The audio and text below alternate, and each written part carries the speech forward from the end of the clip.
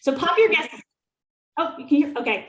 So pop your guesses in the chat. And I'm not going to give you a ton of time, so just do your best real quick.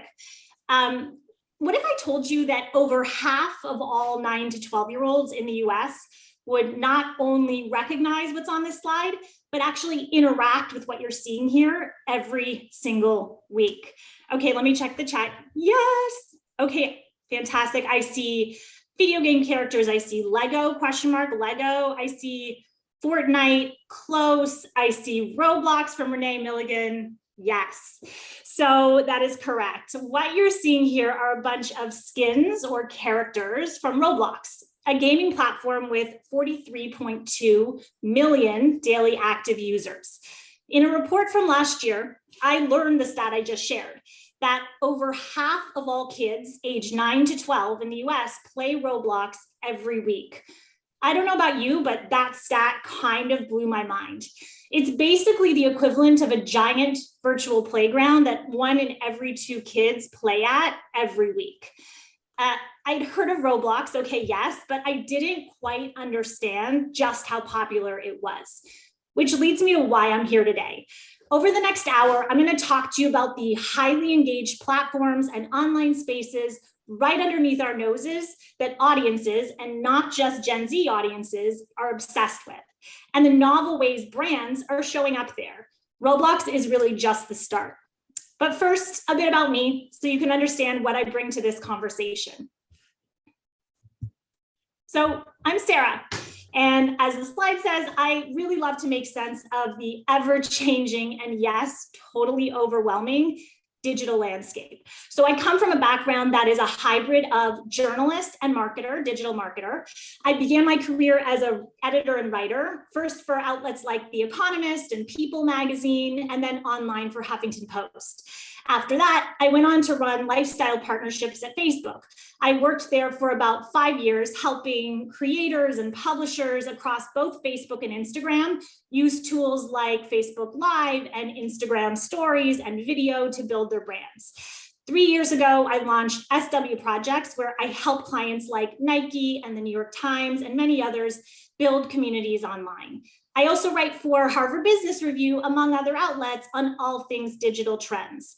And over the pandemic, as Kenny said, I created and hosted a live video series called the Digital Campfire Download, where I interviewed dozens of founders, CEOs, heads of community from some of the most highly engaged brands, platforms, and online communities today, like Food 52, Spotify, Substack, Reddit, and many, many more.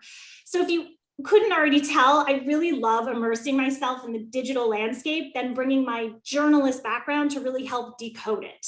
So that's what I'm going to do today. But before I get started, I'll be honest. While I'm super excited about this topic, I'm often totally and completely overwhelmed by it. Why? Well, there's just so much to know, and it's changing so fast. Maybe you can relate. So honestly, don't forget to ask questions. Don't be afraid to ask questions. Pop them in the chat during my talk or ask them in the Q&A at the end. All right. So we're going to try this again, this little experiment, just in case you didn't totally nail it the first time. So can any of you name what we're looking at now? Once again, pop your guesses in the chat and I'll give you more time to answer this time. I'll also give you a hint. What we're looking at are 3 moments that happened last year online. So I'll come back to you in a few minutes. In the meantime, I wanted to quickly flash back to the summer of 2014. How many of you remember this crazy viral moment? It swept Facebook and then network TV. Everyone was doing it, from high school friends to, Kim Kardashian to Bill Gates to Martha Stewart and beyond. It was, of course, the Ice Bucket Challenge. So why am I bringing this up? Well, I'm bringing this up because I want to make the point that once upon a time, not so very long ago, there were big culture-defining moments that happened online that everyone knew about and even participated in. Today, those same types of culture-defining moments are increasingly happening in smaller, more intimate, and often more interactive online spaces. I call these types of online spaces digital campfires. And they're essential to understanding how audiences, in particular younger audiences, are showing up online today. Okay, so let's hop back into this slide. First off, did anyone take a guess? Oh, heck yes. Okay, so we have virtual concert, we have Fortnite Among Us, we have Lil Nas X / Fortnite concert. Yes, Raquel Joseph, nailing it. We have the fact that I can't name any of them is making me feel old. Don't worry, this is why I'm here. Twitch streams, we have, Nicholas, I don't know if I'm pronouncing your name correctly, nailed it. Fortnite, Among Us, Roblox, I'll dive into all of these. So yes, from left to right, these are images from 3 major culture defining moments that happened inside of digital campfires in 2020. So number 1 is from when hip hop artist Travis Scott staged a series of concerts inside the game Fortnite. Over 45 million viewers tuned in. Number 2, that's from when AOC played the video game Among Us to get out the vote. About 450,000 users watched the live stream on Twitch. And then number 3, that's from when musician Lil Nas X held a virtual 2-day performance on Roblox. The event garnered 36 million views. And it's interesting to note that sales of virtual merchandise connected to the event, which have continued to be offered on the platform, are now close to 8 figures. So if you heard of any of these moments, except for Nicholas or Nicolaus, okay, who got them all. If you heard about any of these moments, you may have dismissed them, perhaps because none of your friends attended these virtual events, or perhaps because these are primarily gaming platforms, and gaming platforms are for gamers, right? So they belong in a silo over there. I'm clearly being facetious, but we can talk about that later. Or perhaps because you just didn't have the mental bandwidth to pay attention to one more thing right now in the digital landscape. Look, I get it. But today I'm going to show you why you can no longer afford not to pay attention to digital campfires, even if you're not marketing exclusively to Gen Z right now. Why? Well, digital campfires are one of the best mechanisms for building and fostering intimate relationships with your audience, full stop.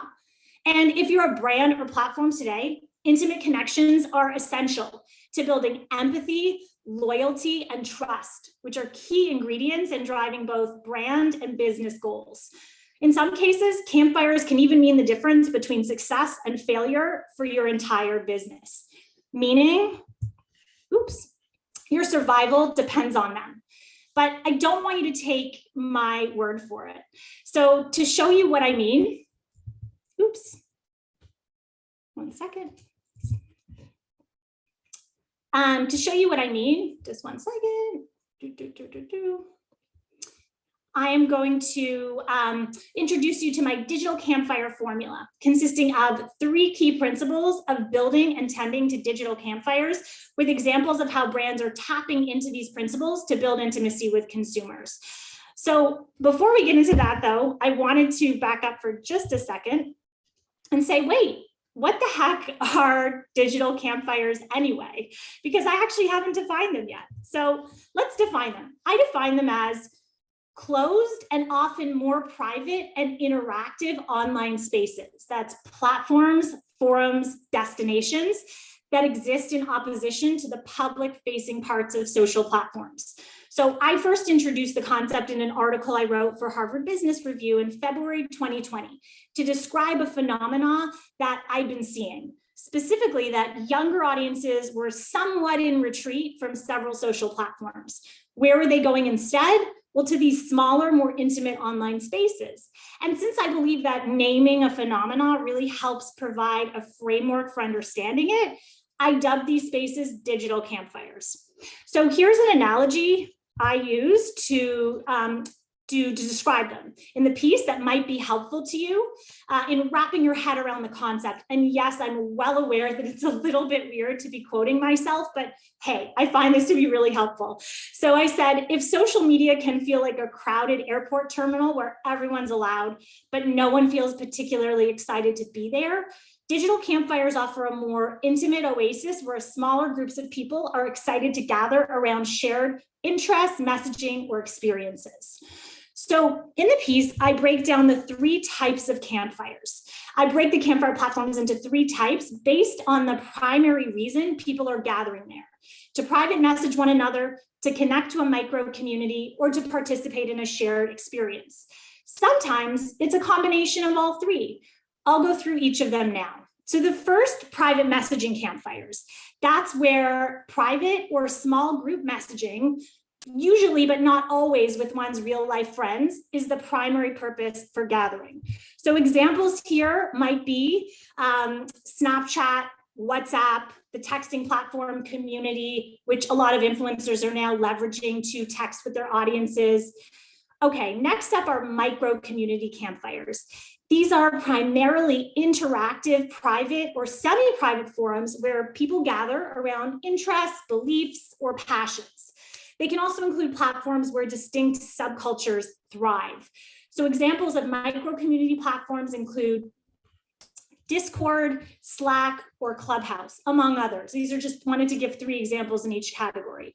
Then there's shared experience campfires, as I define them. These are private or public forums where participating in a shared experience, often around a specific shared interest, such as gaming, with a like-minded community, is the primary purpose for gathering. So examples of shared experience campfires would be Twitch, Fortnite, Roblox, which we talked about earlier. So I think it's important right now just to call out that it's no accident that many of these campfire platforms are either games or platforms that began as gathering spaces for gamers. Gaming has really spilled out into the broader culture in recent years. Today, gaming is not just for gamers. It represents a new paradigm for interacting online. If that's interesting to you, we can dive into it in the Q&A, but that honestly could be a whole other talk. I just wanted to call it out here because it might be on some of your minds. So now that you know what campfires are, what campfires are, and the 3 types of campfires with examples of each, I'm going to tell you why campfires are more important now than ever. Well, if your brand is speaking to Gen Z, the data show that they're hanging out in campfires, especially in the wake of the pandemic. Gen Z say, for example, that they're preferring smaller spaces where they can be themselves versus having to cultivate a perfectly curated online identity, which, like, let's face it, is exhausting. And you can do that much more easily in a digital campfire. But let's say your brand isn't speaking to Gen Z right now. Okay, campfires still have a ton of value. Here's why. If you're a marketer, you know it's becoming way, way harder to reach your audience on traditional channels. Social media is crowded. And if blasting people with social ads didn't already have its challenges, then the iOS updates came along to pummel brands. In short, there's just a problem with the traditional ways of reaching consumers online. So marketers have to find alternatives now. Okay, so now that you've been introduced to the 3 types of digital campfires and understand why they're important now, or at least you've been introduced to that, let's dive into the ways that brands are leveraging digital campfire platforms to build intimacy with audiences. So there are a variety of ways brands are doing this, ranging from what I would call heavyweight to lightweight, or lightweight to heavyweight. On the left, under lightweight, we have what I call applying campfire principles. In the middle, we have partnering with an existing campfire platform. And then on the far right, under heavyweight, we have creating their own campfire. So how brands are putting these principles into action depends on a variety of factors, including the resources they have at their disposal to build and maintain their campfire, how much the company is prioritizing digital campfires, and how engaged their specific audience is. Okay, I'm going to be walking you through examples of all 3 of these. My goal here is to give you an understanding of the fundamentals so that you can figure out what's right for you, even if you don't have, say, a Lil Nas X budget.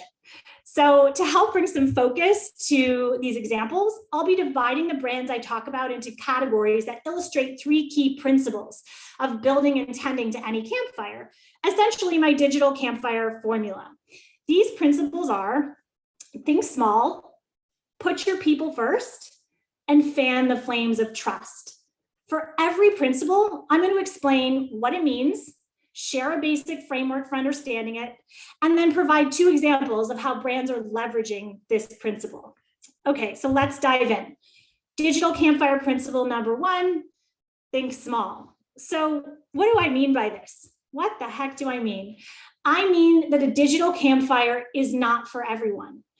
It can be tempting to try to reach everyone with every marketing effort. But what brands who are playing in this space understand is that a campfire isn't for everyone, and that's okay. It's purposely meant to be for a smaller subset of your audience that is by definition more highly engaged. So remember, when it comes to campfires, think small. Bigger is not necessarily better. So let's look at a helpful framework that I like to use to help understand who your campfire is for. I call it the capital C, lowercase c framework. And keep in mind, I actually didn't invent this. I learned it from the former head of community at Glossier, the beauty brand. But I find it to be super helpful. And you can use it whether you're applying campfire principles, whether you're creating your own campfire or partnering, all sort of across that continuum I showed you. So here's how it works. On the left, we have capital C, community. That's your MVPs, the people who evangelize your product, share your content, buy from you over and over, obsess over you. This can take different forms depending on what you offer. This group is small but mighty. If you don't have a company yet, think of this group as your smallest viable audience, as Seth Godin defines it. Your digital campfire is for this group. On the right, we have lowercase c community. This is anyone who's ever engaged with your brand. Maybe they liked one of your Instagram posts, read your latest email, or bought from you once. These aren't your true believers, but they're aware you exist and are primed for more. This group is bigger, but less influential than the first. What I'm suggesting you ask is, what are the goodies? So content, products, experiences, special access that you can offer your capital C community to nurture it so it grows your lowercase c community in turn. Remember, you're not trying to reach everyone with your campfire, just a core group of people, and one feeds the other. So let's dive into how brands are leveraging this framework and applying it. First off, they're prioritizing depth over breadth. So they're doing this specifically by launching private groups as either ongoing or one-time initiatives. One of my favorite examples of this is the streetwear and collectible marketplace app, StockX. So StockX launched its Discord server last month. And to date, it has the brand server record on Discord for the highest number of users to join in a 24-hour period on the platform. The server currently has over 23K members. Now, by way of comparison, StockX's Instagram has many, many more followers, 3.7 million to be exact. But their Discord server is extremely highly engaged. And I get why. It feels like a more exclusive space where cool stuff might happen. Another example here is from Chipotle. The brand launched a Discord server to conduct a job fair. The company got more than 23,000 job applications from that, more than double what they usually get in a week. The lesson here is that these brands know and that they're tapping into is that what you lack in size, you make up for in depth of engagement. And of course, going deep with an audience is one key ingredient of building intimacy. It's also relevant to note that Kanye West recently used Discord to solicit opinions on a track from his new album, Donda. Again, a great example of how campfires are driving culture right now. Okay, so how else are brands thinking small? Well, they're creating low, albeit low, barriers to entry. One of my favorite examples of this, it's a brand putting this into action, isn't actually a brand proper, but it's a very popular podcast called Forever 35. Forever 35 is a podcast about self-care, among other things, and it has a huge, highly engaged fan base, many of whom live in about 100 plus Facebook groups dedicated to every conceivable sub-interest that fans care about. There's Forever 35 Parents, Forever 35 Dating, one for careers, health, pets, money, like you get the idea. There's a primary Forever 35 Facebook group, but the vast majority of these subgroups are fully fan run, meaning the two podcast hosts don't have anything to do with them. In order to get into these groups, however, you need to type in a secret password. It's very simple. If you listen to the podcast, you are going to know exactly what that password is, but if you don't, you're not going to know it. With this simple step, they've created a barrier to entry, albeit a very low one, to ensure that only actual fans of the pod are in these Facebook groups. The thing that really stands out to me here is that they know who they're for and who they're not for, and they're okay with not being for everyone. The secret password, by the way, is serums, just FYI. So I want to ask you guys, can you think of any examples of brands where you know immediately who they're for and who they're not for, and you're okay, and they're okay not being for everyone? Pop your answers in the chat, mull it a bit, might take you a beat. So to recap, thinking small means understanding the capital C, lowercase c community framework and prioritizing a depth of engagement over breadth of following and being okay with that. It also means knowing who you're for and who you're not for and being okay with not being for everyone. So now that I've shown you a few examples of how a few brands are leveraging digital campfires to think small, let's dive into the next principle and see how brands are bringing this one to life. So here's digital campfire principle number 2, put your people first. So what do I mean by this? Well, I mean, you got to learn to put your audience's needs before your needs. We're so accustomed to thinking about our needs as a brand or a platform or an organization first. The brands that are getting this right are prioritizing their audience's needs, but doing it is easier said than done. To help brands and platforms and organizations understand what a digital campfire can deliver while keeping their audience top of mind, I developed a framework with a very sophisticated sounding name. It's called the Give a Crap framework. My intent here is to help brands and platforms think through everything they want to get out of their campfire through the lens of what each thing actually delivers for their audience. So here's an example. On the left, I've circled your audience's desired outcome. In this case, I want to feel special. That's the goal. You want your audience, your customers, whomever, to feel special. A digital campfire can help accomplish this by providing a forum in which to say, do an exclusive merch drop that's only available to them, therefore getting you to your objective, which is driving sales. Here's another just below that. On the left, you have your audience's desired outcome. I want to feel valued. That's the goal. That's what you want your people to feel. A digital campfire can help you accomplish that by providing a forum in which to celebrate your most engaged fans with like rewards or badges or special access, ultimately getting you to your objective, which is building audience loyalty. So in order to use this framework, ask, how does each of your brand objectives connect to a specific emotionally driven audience outcome? And how can you make that a reality with a digital campfire? This framework can help brands flip the script when it comes to how you should think about this, going from kind of how much value can we extract from our audience to a more holistic approach. A fantastic example of how this is coming to life, by the way, is in the NFT space, which by its very nature allows for incentives to be aligned between brands and fans in this way.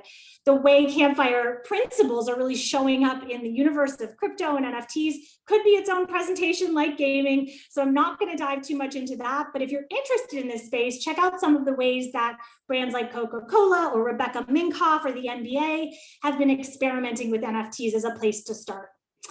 All right, so how are brands applying this principle? Let's actually dive into how they're applying this put your people first principle.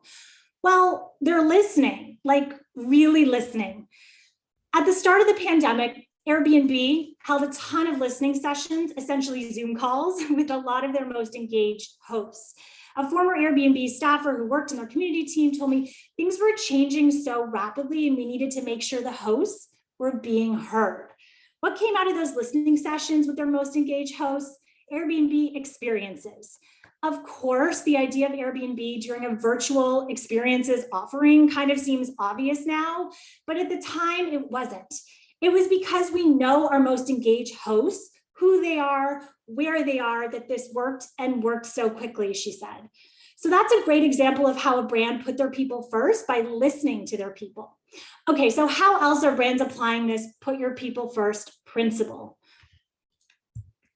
Well, they're actually offering genuine support. This is an example I love from Sprite, who spearheaded a campaign in South American markets called You Are Not Alone on Reddit. The company used Google data to determine personal pain points that young people were searching for. The feeling you're in the wrong body, being scared to admit you're a virgin or bi, or just feeling aimless in life. It then set up Reddit forums, each helmed by an influencer who had personal experience with the respective issue. The outcome were these poignant discussions on Reddit about deeply personal issues, all led by Sprite. So to recap, putting your people first means a lot of things, but two key ways this manifests is through listening to your people and offering them genuine support in ways that make sense for your brand. Okay, so now that we've seen a few examples of how brands are thinking small and putting their people first, let's dive into this third principle. It's the final digital campfire principle, which is fanning the flames of trust. Okay, so what do I mean by fanning the flames of trust? Well, building trust is not a one and done affair. Principles 1 and 2, thinking small and putting your people first, are both mechanisms for building trust, right? So you need to build trust, and then you need to keep tending to it over the long term to, tend to it sort of like what you would with a campfire. I mean, I couldn't resist, I'm sorry. Specifically, how to fan the flames of trust will look different to every brand, but there are a few musts. All right, let's talk about my framework for this one. What are these musts? They're all here on the 5 C's checklist. So these 5 things are the 5 key things you need to have in place in order to fan the flames of trust in your campfire. It doesn't mean you need to do all of these things all at once, right? But knowing these 5 things will help you get ahead. So let's start with the first one, caring for MVPs. This is everything from offering perks like special gifts, virtual badges, and credits through your campfire, but it can also mean a simple gesture like a thank you note to your most engaged fans. I'll be diving into how one brand is doing this particularly well in a second. The next one is collaboration. This is offering opportunities for people in your campfire to collaborate creatively or otherwise, learn from each other. This shows up a ton in the NFT communities I mentioned. The next one on the checklist is customization.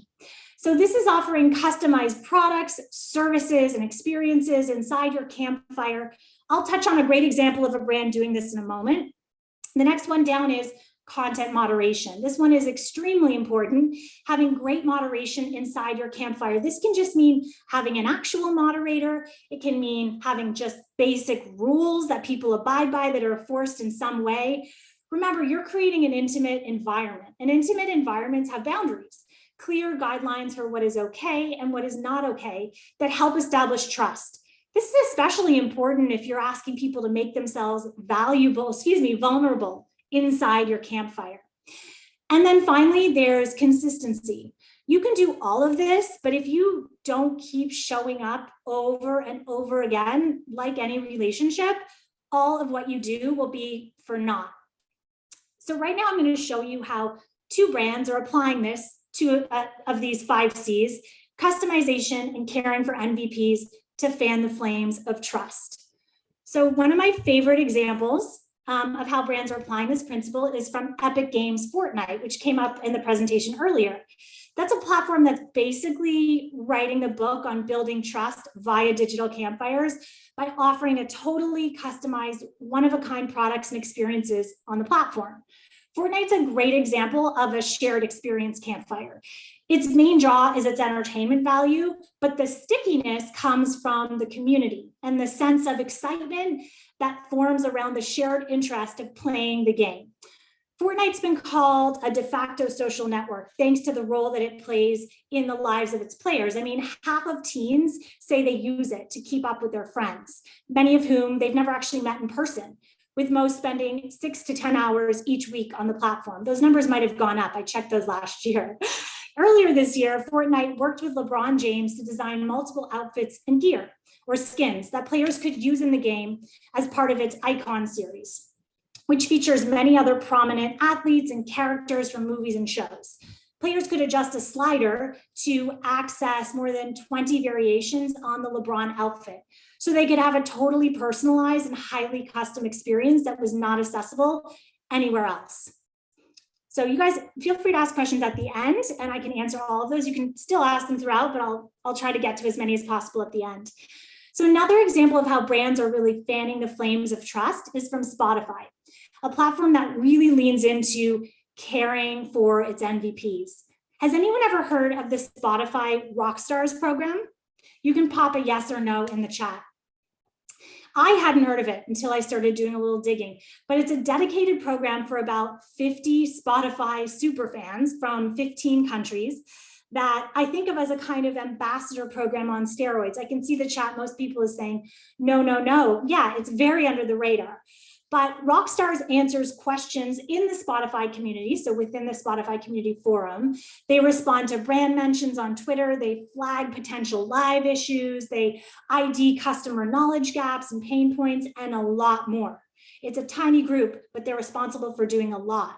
In exchange, they get direct access to the Spotify community team in private forums. They're involved in product research and beta programs. They get access to a ton of other perks, like this annual event where they get flown to Stockholm for a multi-day conference. This was pre-COVID, of course, but still really cool, right?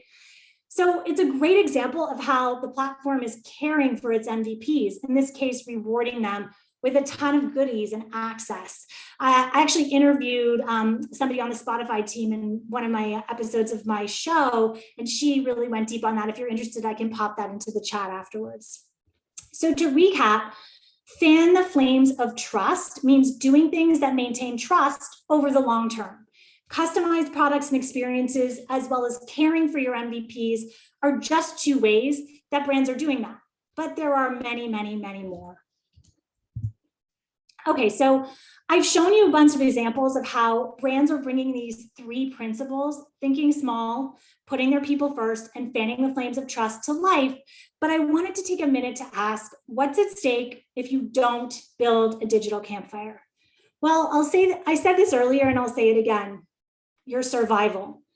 And to that you might say, wait, seriously? That sounds like a little dramatic. And I say, yeah, a digital campfire can help a brand, protect a brand from negative forces like product delays, bad press, corporate scandals, and way, way beyond. I actually want to pause here and ask you, can you think of a time when a brand's campfire enabled or helped facilitate its survival? Think about it, and while you're thinking about it, I want to call out one example where a campfire actually has done this in a very low-key and small way. So this is a brand that embraced digital campfire principles, which are in many ways at the core of its brand. As one manifestation of this, the brand maintains a completely owned and operated Facebook group for its members who had the brand's back during a bout of terrible press in late 2019.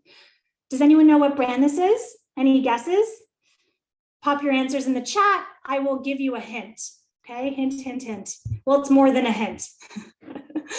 Remember this? Remember Peloton wife, you guys? The Peloton wife controversy. Yes, this was way back in December 2019, which admittedly feels like forever ago. Peloton released this ad, which got a tsunami of negative reactions. The general public hated this ad. The press hated this ad. Everyone hated this ad, or so it seemed, unless you were looking closely.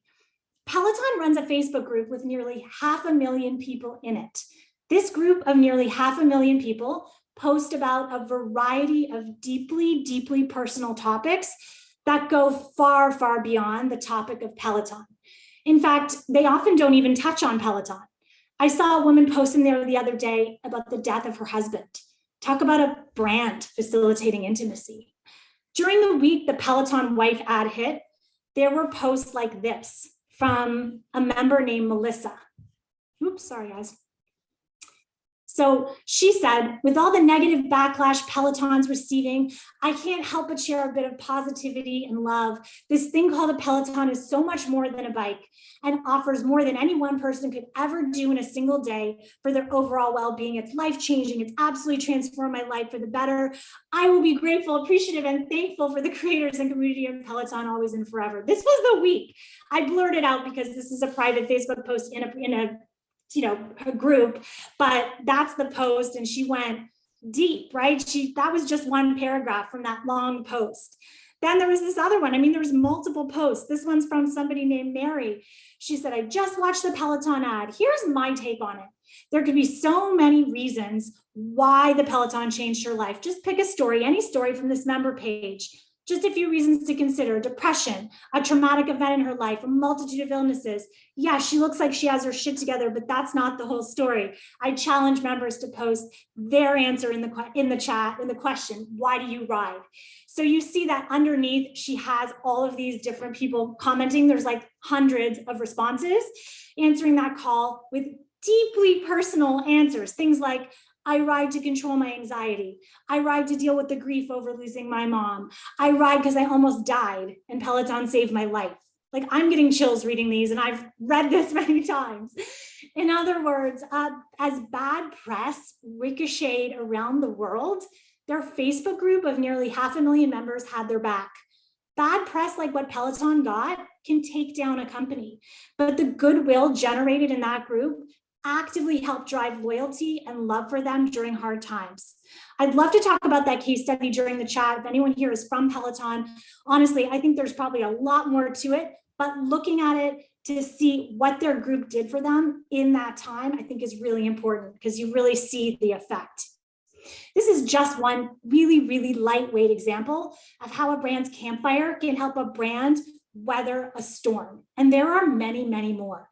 In fact, I'm in the process of reporting a story about how campfires help brands survive and thrive, with documented, cited examples of how a campfire can help facilitate a brand's survival. So if you have examples to share, I'm all ears. Please get in touch after. I'd love to hear them. Okay, so let's recap what we've learned. Today, you have seen examples of how brands are putting the digital campfire formula into action via 3 core principles. Think small, put your people first, fan the flames of trust. So why bother doing this at all? Why bother? I said it at the top, but I'll say it again. Campfires drive intimate connections, and intimate connections drive empathy, loyalty, and trust, which are key ingredients in hitting both brand and business goals today. Okay, so now what? So Kenny said there are going to be some takeaways. So I have them here for you now. If you're committed to exploring the landscape of digital campfires, I've got a challenge for you. It can sometimes be really, really hard to get over the hump of reaching out to learn. But if you email me in the next 72 hours, I'll send you what I call the Digital Campfire Learning Starter Pack. First, I'll send you all 3 of the frameworks I introduced today with quick explainers of how each of them work. Second, you may recall that last year I created and hosted a series featuring interviews with some of the creatives and entrepreneurs behind some of these digital campfire platforms, both brands and platforms. Well, I did 18 episodes in total and created blog recaps from each episode with these little key nuggets that you need to know. Taken together, the content really amounts to like a crash course on the subject of digital campfires. So those are all available free at digitalcampfires.co, but wouldn't you rather have me send you my 3 favorites? So email me in the next 72 hours and I'll do that with some additional context for each. And as a bonus for the people who are live on this webinar, I'll also send you my list of 5 campfires to check out right now. That is 5 I'm excited about. You know, my goal is to get you to lurk, L-U-R-K, lurk in those campfires. And yes, I really just said lurk. That sounds kind of creepy, but bear with me. Lurking is essential to learning. Why? Because you're not going to learn about these platforms without actually being on them. But not knowing where to start can be a blocker, admittedly. So shoot me an email in the next 72 hours and I'll send you all the things. My email's there at the bottom, and yes, it's .co, not .com. That can be confusing. Okay, before we wrap up and go to the Q&A, I want to show you one last thing. So what you're seeing here is a screen grab from a game on interactive physics, a STEM physics software designed to teach students about physics in 2D space, released by a company called Knowledge Revolution in 1989.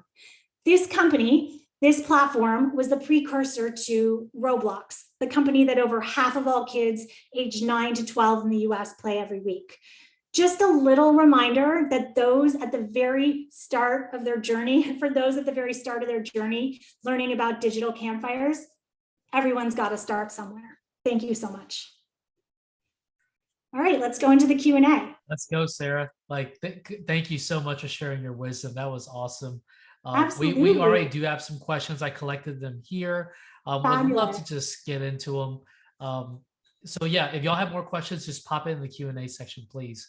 The first actually comes from 368's growth officer, Chief Growth Officer, Adrian Owen Jones. What are your thoughts about shifting platforms or multiple platforms? Should brands try to attract their community to a platform like Discord, or figure out where they are and meet them there, like games or Facebook groups? I think it's a really good question. And I think it's something you need to evaluate on a case-by-case basis for your brand. Some brands that I've seen, like, okay, yes, we're going to put the resources in to really build this community out, build out our campfire, and we're going to actually create a dedicated platform. A great example of that is modern fertility. I have a interview I did as part of my series I can send you if you get in touch with me. And the head of community talks about that. It takes a lot of investment, a lot of work, and that's a dedicated platform that they have built. Now, they started it on Slack and then now have moved to a completely owned community. That is a separate platform. But a brand that's just dabbling or just trying to get their feet wet, or maybe doesn't have all the resources, they're certainly not going to do that. They might, play with a Discord channel that maybe is for a specific purpose. I think a good example of that actually is Chipotle. They do a lot of experiments with these digital campfire marketing activations. Discord Job Fair was one of them, but they're not running a Discord channel like 24/7, because that requires a lot of resources and it doesn't make sense for them. So they did it as a one-off. They also have experimented with platforms like Depop, where they sold an avocado, I believe, like just sort of a little funny marketing thing. A lot of these brands are experimenting, dipping a toe, and then some are actually going deep, and actually partnering with Fortnite or building their own. So you kind of have to evaluate, almost like do your internal checklist of like, what am I actually capable of and what's going to make sense for me? And I'm by no means saying to throw away your social strategy, overall social media. That's not what I'm saying. It's about having your symbiosis. They work in tandem.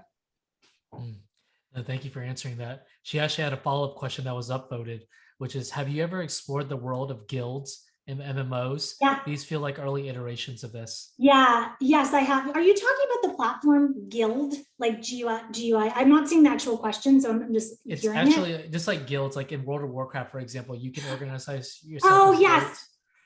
Yes.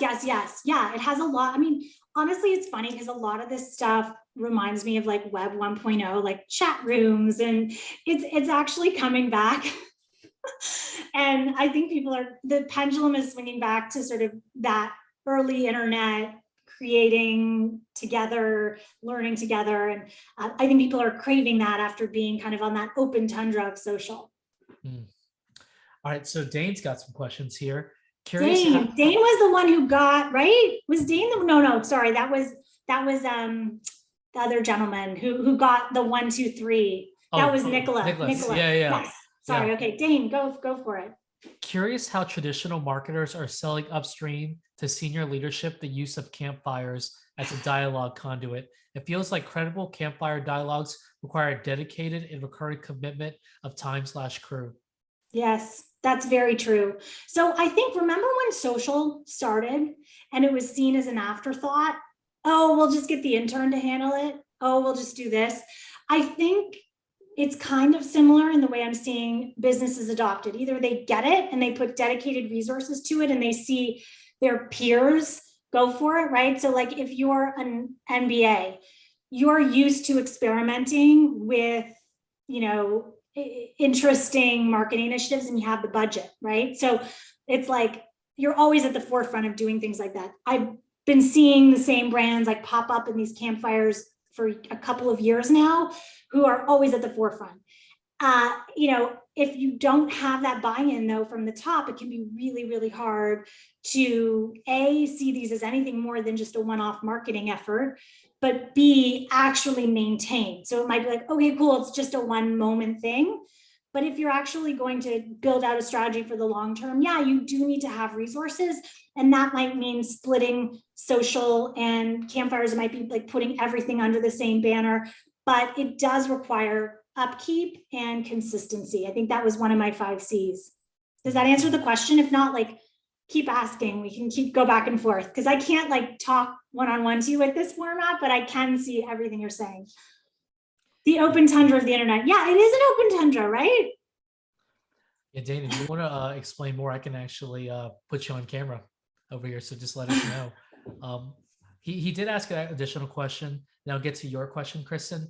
Does a typical campfire rely on personas specific to audience demographics and the voice the company wants to espouse facing the audience segment? Are there typically more than one? More than one campfire? More than one Or persona? audience.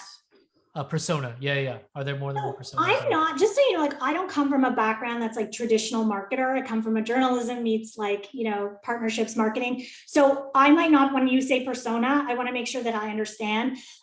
I approach audiences as, okay, I want to wrap my head around who this audience is. What do they love? Where do they show up online? Who are they?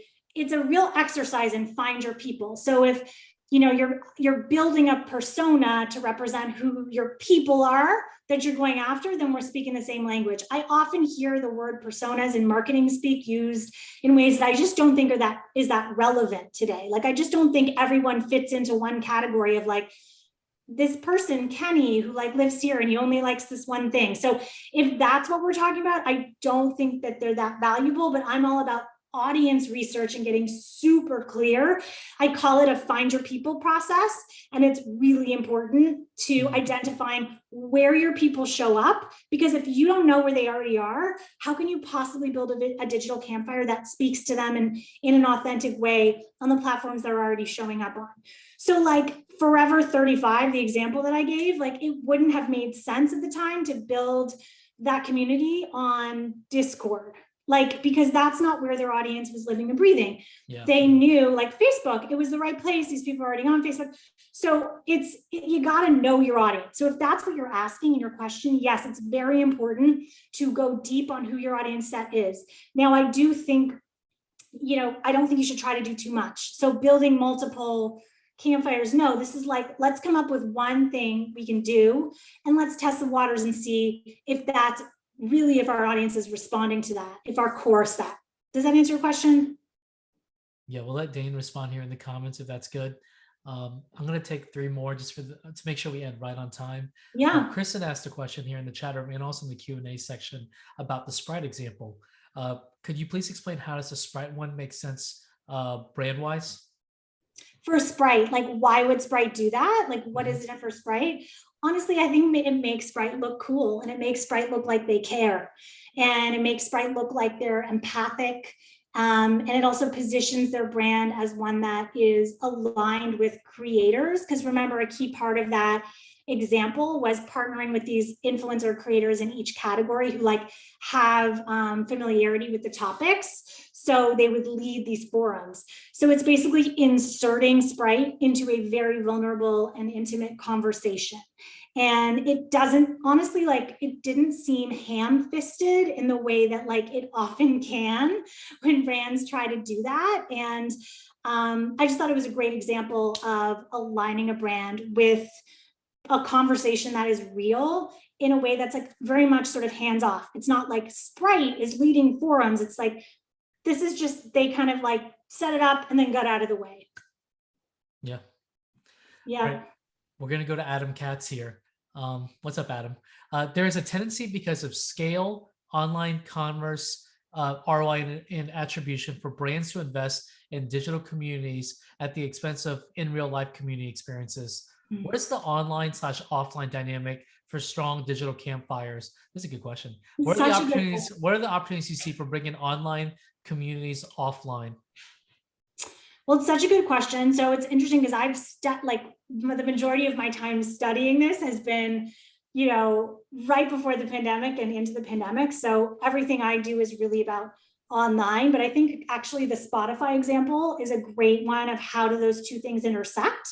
because one of the major things that they do is bring people to Stockholm for like a week or so of in-person interaction with product, interaction with their community team, and that pre-pandemic was like essential for actually sort of stoking the fires of their community. So I think it's really important, and I think it can be absolutely essential, but I think because the majority of our lives are going to be like lived online for the foreseeable future, even hopefully when we get over this, whatever it is we're in now, which I don't even know how to describe it anymore, but like, I don't think this is going away. And so coming up with really creative ways to, have those two things coexist, I don't think has been developed, but I do see those things happening in the metaverse conversation. So anytime we talk about the metaverse or hear about Web3, I think that probably has the most potential to develop. What does that look like? What is that interaction between on and offline? Because you could have characters that completely live online, and crypto that is totally a product of online blockchains. But I do think that there's like people are actually developing real relationships that are true and real. So the short answer is I don't have a concise answer to your question, because I don't think it's been developed yet. But the examples that I've seen are very, very careful about how they meld on and offline, and that would be Spotify would be a good one of that. I'm going to follow that up with the Salesforce example of Dreamforce. Is that yes. and like Renee, shout out to Renee, one of our first clients ever at 368. He said companies like Salesforce create their own live campfires in the past, Dreamforce for customers / MVPs. But you really captured and named the new digital forms that existed first, like Fortnite and Roblox, and have become this special secret place that people and then brands want to flock to. Not to be too hard on us, but how do we as marketers avoid spoiling the territory with our ham-handedness, such as overflooding with Facebook with ads, for example? Maybe you just answered this, but that's what my mind went to, is like, what's a community that balances online, offline well? Yeah. I mean, Dreamforce is, that's just a whole nother category. Yeah, so I think it's all about speaking the language of the campfire, and I don't mean text language or like written word necessarily. So a good example of this is when Charmin, of all brands, which is like a toilet paper brand, you guys, like not someone I think of as like super cool. It's not, a streetwear brand. It's not StockX. They created a game in Twitch that, wait, what was it? I think it was involving shooting down flying poop. I wrote about it in my second HBR piece about Gen Z platforms.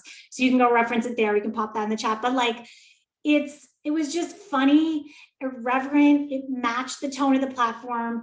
A lot of gamers, not all, definitely, like, but our male would totally get a kick out of that. Teenage boys, like, it just made sense.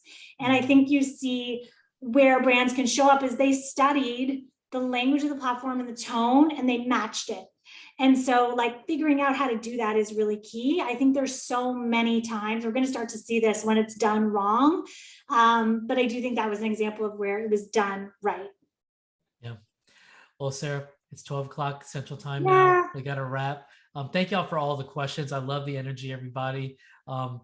Sarah, like the audience here pretty much asked, let's get a speaker that can get digital communities. And ironically, we have our own little community here. So thank you for. I love this. I love that I got to join. Like I've been watching these all through the pandemic, and it's kind of surreal, to be honest, to be on one now. So thank you. It's like stepping into the vortex. Please reach out to me. As mentioned, like it would be my joy to share some of these materials with you. And any feedback, I'm also learning. So like say like, hey, I like this. This didn't make sense to me. I want to hear it all. Yeah. Well, thank you, everybody. Give Sarah a shout out in the chat room here. We really appreciate y'all, and we'll be back soon. So take care, everybody. Happy Thursday. Awesome.